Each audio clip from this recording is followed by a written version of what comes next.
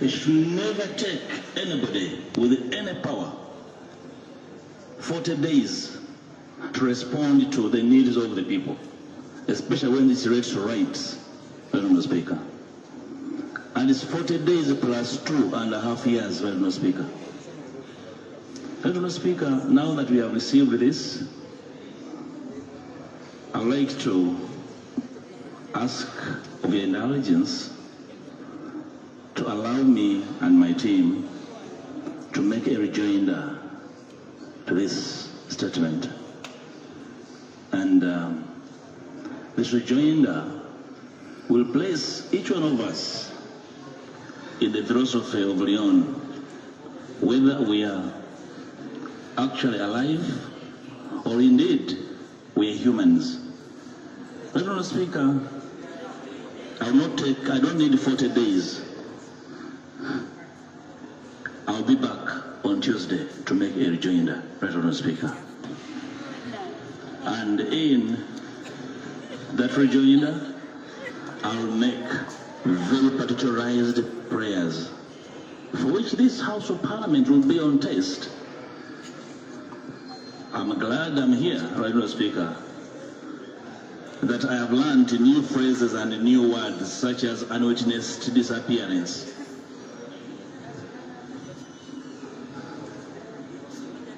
When the Honourable was mentoring, can we first handle on your prayer? Mr. Speaker, I so pray that the prayer is finds your consideration, that we make a rejoinder, so that we can make good sense out of this 17-page document authored across 40 days. And let's pray. Thank you.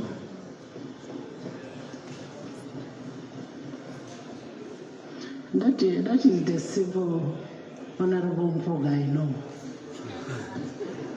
Honorable members, the report came a little late, and we expect a rejoinder from the opposition. And it's just prudent enough that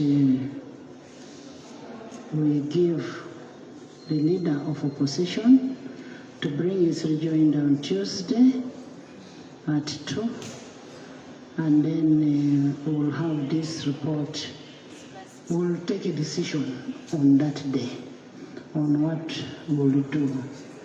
I now adjourn the House to 2 tomorrow.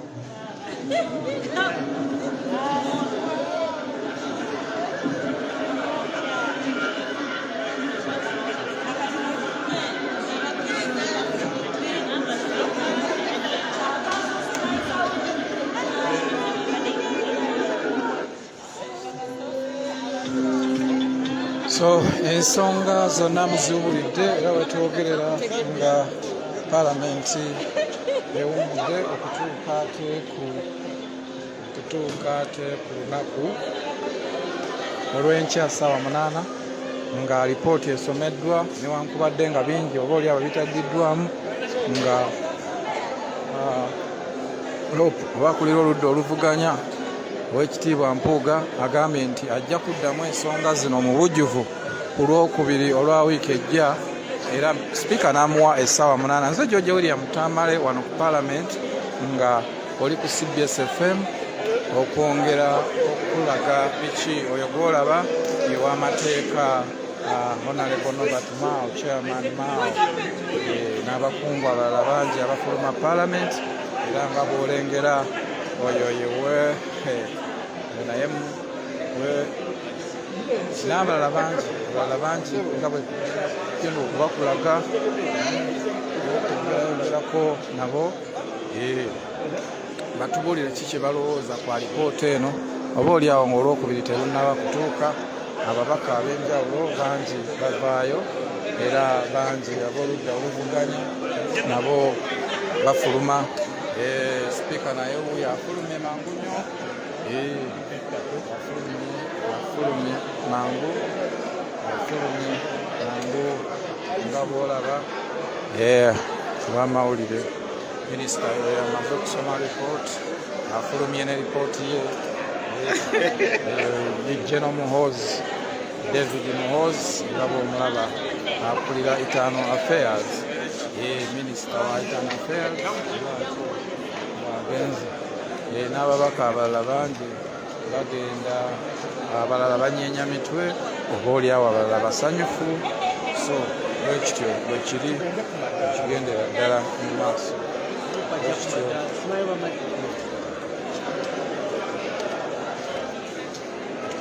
So batufulume wabweru twongere okulaga ensonga nga bwetambula, naye ng'oli ku CBS FM nange George William Tamale wano ku paalamenti ey'11 ng'ababaka bali awo. Ensonga enkulu ebadde ereese abasinga obungi kwe kuwulira alipoota ey'abantu ababuzibwawo, naye nga minisita agambye nti ebisinga obungi ebiri mu lipoota y'aba opposition bibadde bya bulimba, tebiriiyo. Tebiriiyo.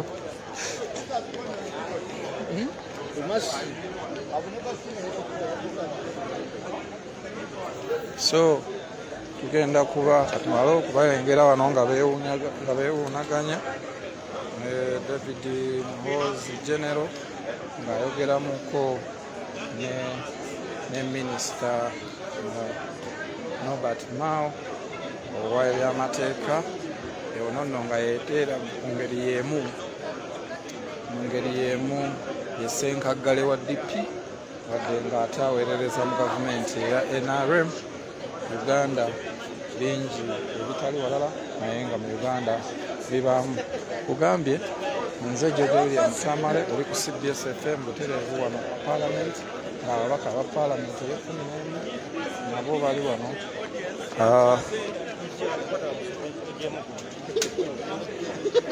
So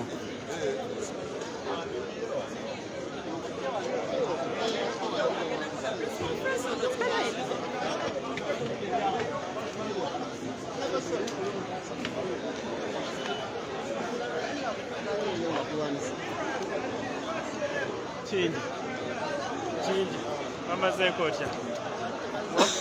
Wafunye gwe wateesewo wowe wange?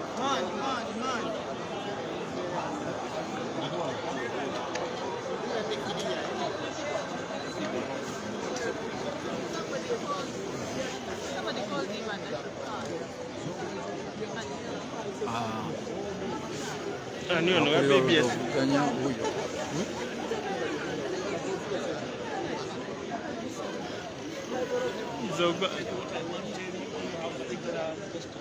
Luganda.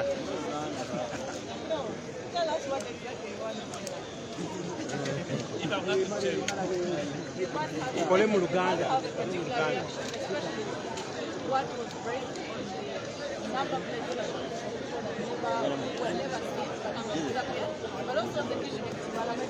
Naye maiki yongeri.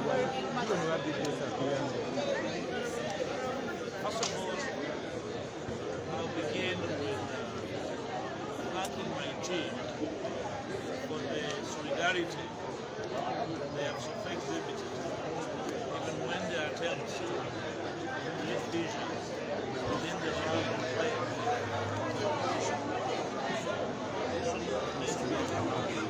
I think to undermine our case have been on policy together. Secondly, the minister has demanded has tried to hazard his statement. With no attempt to respond in very factualized terms to the issue. The premise of the statement is all there for everyone to see. I was only short of raising a motion to reject it, but I thought after consulting with my team that we are better off reading it by responding to it with a rejoinder next week. Invariably, the end game should be accountability, not merely creating statements without substance. Even matters over which the public has immense knowledge, the regime believes that the public is valuable. Where artificial actors were created, where people were shot in response, the regime believes and continues to delude itself that we have no information. You are aware that we have profiled the missing persons and their families. You are aware that the media, print and electronic, has been following these families up to now, a regime of 40 years has not made these families actually fully inform the public as to their whereabouts. Now that they have denuded themselves, further confirm that they are not willing to make full disclosure, we are going to consult with ourselves as a team, and when we turn back, our approach is going to be different. Assalamu alaikum wa rahmatullahi wa barakatuh. Jiri akagutanga bulijjo nsonze ensonga za Kibalama n'abantu ababuzibwawo mu ggwanga abagambibwa mbu babuzibwawo mu ggwanga zifuuse nnamulanda ng'amabeere g'embwa. Jiri akagutanga bulijjo olwaleero ngenda kwogera ku mazima gakulembera okutuuka ku bulamu obutaggwaawo nga bulijjo. Pozi nga bwe bagamba nti omuntu ayogera amazima nga wa NRM afa. Olwaleero olwo lunaku lwange lwe bagenda okunziika kubanga amazima ngenda googera. Ngenda kwogerera mu biti bisatu. Ekisooka ngenda kwogera nga Munnayuganda alumirirwa eggwanga lyange. Ekyokubiri ngenda kwogera nga omuntu akkiririza mu nteekateeka za Allah. Kyolunaku lugenda kukya lumu omulembe gukyuke. Kategori eyokusatu ngenda kwogera ng'omusajja wa NRM agirumirirwa. Ensonga za Kibalama zifuuse nnamulanda ng'amabeere g'embwa. Naye nnina ekibuuzo. Gavumenti ekulemberwa General Yoweri Kaguta Museveni bwe tuba tukkiriza nti yagenda mu nsiko n'erwana, President Museveni wagenda mu nsiko n'olwana, ng'ekimu ku byakulwanyisa oggyeko gavumenti eyaliko ensonga bwe ziba zaali 10, mulimu ensonga emu gye tuyinza okunokolamu essaawa ya leero olw'okuba kyekituredinga tekitambula. Mwalimu ensonga y'okubuzibwawo kw'abantu ababuzibwangawo ku mulembe gwa gavumenti ezaavaako ze wajjako geno. Naye olwaleero bwe tuba nga tutandise okulaba nga tutambulira mu buufu nga tugwa mu nsonga ezimu ku zaakulwanya ssebo wekitiibwa General Yoweri Kaguta Museveni, nga waliwo abantu aboogerwako nti baabulawo Kibalama ne banne. Essaawa eno nze nga mobilizer wa NRM nga ebiseera byakunoonyeza kalulu ka NRM edde mu buyinza, naye abantu buli wootuuka bawoza ekintu kimu, bawamba abantu baffe. Gavumenti egaanye okuvaayo okulaga ripooti ennambulukufu entuufu ng'ennyonnyola abantu ku nsonga ya Kibalama ne banne. Security, ebitongole bya security mugaanye okuvaayo okulaga abantu wa Kibalama ne banne we bali. Ate abantu kibakakatako ery'eddembe Museveni yalirwanirira. Buli muntu yenna Munnayuganda wa ddembe akkirizibwa 100% okwogera ku nsonga singa ebeera nga yasimba constitution y'omuwa eddembe. Abantu bakkirizibwa okwogera ku bantu abaabuzibwawo kubanga eddembe Museveni yalireeta. Ekibuuzo, gavumenti ne security, Kibalama ne banne bazza musango ki ogubabeeza mu safe houses okumala emyaka 3-4? Ekyo kimu. Ekyokubiri, bwe babeera nga bakola omusango nga ddala kituufu bakola omusango omunene nnyo gwa treason okulya mu nsi olukwe, kyekibalemesa okubaggyayo mu bifo bye baba bakweseemu ne babateeka mu mbuga z'amateeka ne zibavunaana ng'ensi eraba? Ogw'omumwa guveewo.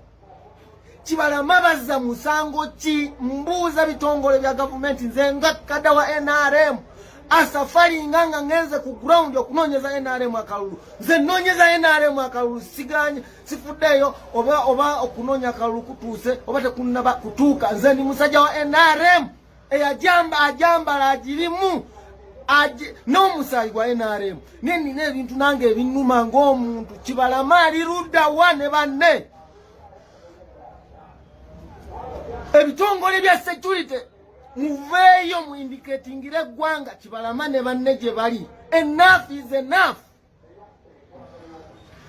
aba NRM mwenna abalumirirwe eddembe abamanyi nti ensi egenda kukyuka muveeyo mufenna tugatte eddoboozi nga tuteeka kuninga ebitongole bya gavumenti nga tubateeka kuninga tubagamba abya security tubagamba Kibalama ne banne bali ludda wa batufukidde ekizibu mu nsi eno fe tunoonyeza NRM akalulu n'ekyo kye kimu ku bintu kati ebigendo tulemesa okunoonyeza NRM akalulu buli wootuuka bagamba gavumenti yammwe ebyagirwanya bizeemu ate nga kituufu Kibalama ali ludda wa aba NRM bwe mubeera nga muyina mulumirirwa abantu bakadazi ba NRM tuveeyo fenna tugatte eddoboozi liririmu nga tuteeka kuninga oba batutte batutte ebyo bye byalwanya gavumenti ya Yoweri Kaguta Museveni kuwamba abantu na kubabuzaawo essaawa ya leero Kibalama ne banne bafuukidde ensi ekyambika lwaki temuvaayo we muba baafa gavumenti esobola okutta omuntu from nowhere obuyize buyina ng'alina omusango gwakoze muveeyo Kibalama ne banne bwe baba bakola omusango gwabassa bwe baba babatta muveeyo mubuulire eggwanga nti Kibalama ne banne bakubwa amasasi olw'ensonga ABCD ensi ekimanye naye enough is enough tukoye we are struggling because of Kibalama ne banne lwaki afande kulayira temuvaayo ne mutangaza eggwanga ku nsonga ya Kibalama lwaki mwagala tukabya amaziga fe tuli ba NRM tutambula tujambadde ensi yonna etumanyi emirembe bwe gunakyuka fe omuganda yagera olugero lugamba nti omuliro bwe gukwata ekibira omuddo omutono n'obuti obutonotono bwe busooka okusaanawo mwe muli miti minene mujja gumira omuliro naffe tuli buti butono tuli muddo omuliro gusooka kuffe nakati saawa nokutandisa okutwokya because of abantu abo bafuuse ekizibu Kibalama ne banne mufaye mulage eggwanga tujja kuddamu kuba tweyambule tutambule obukunya nga ba NRM nga tubatadde kuninga muveeyo mutangaze eggwanga abantu ababoogerako enough is enough tukoye muveeyo mutangaze eggwanga nsonga ya Kibalama ne banne